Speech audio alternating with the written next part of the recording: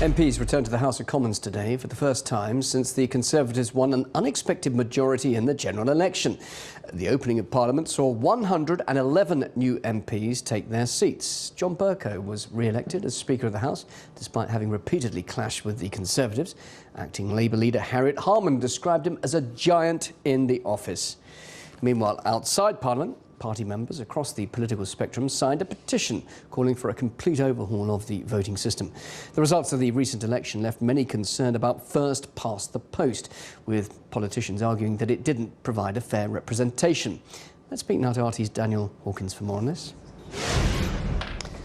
So Daniel, why has the current system generated so much concern?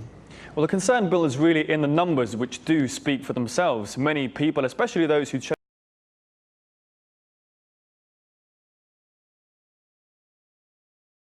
electoral system, no longer gives a fair representation or accurate picture of the political landscape in the UK. And that is actually a view now shared by parties who've previously been on completely opposite ends of the political spectrum. Take, for example, the Greens and UKIP. The two disagree on many key issues, but they are united on pushing this debate of electoral reform. Let's just take a look at some of those numbers which have caused such controversy.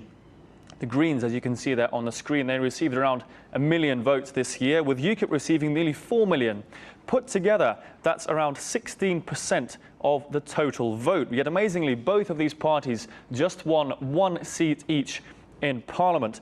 The SNP, however, received 56 seats. They've become the third largest party in the country, sweeping aside all opposition below them.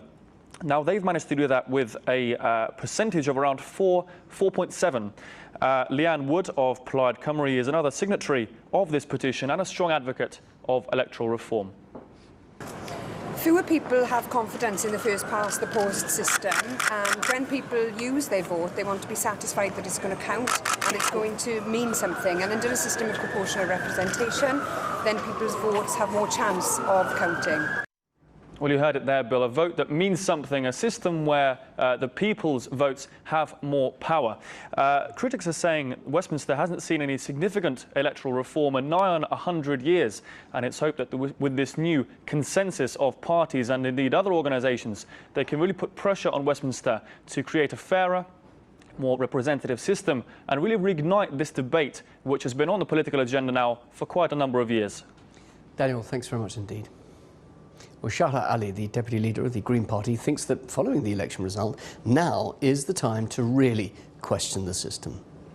I think what's really great, now that the dust has settled on the actual results, we want to have, alongside other parties, a sober look at whether our electoral system is actually delivering the results which the voters have actually voted for, and whether it's disproportionality, 1.1 million votes translating to 1 seat. For UKIP also, I don't agree with their politics, 4 million votes and just 1 seat to show for it. I think what's really great is that we saw the SNP outside with us, Natalie and Amelia were there, also, even though they gained heavily, 56 seats with 1.5 million votes, as a matter of principle, they also understood that multi-party politics is not served by that level of disproportionality.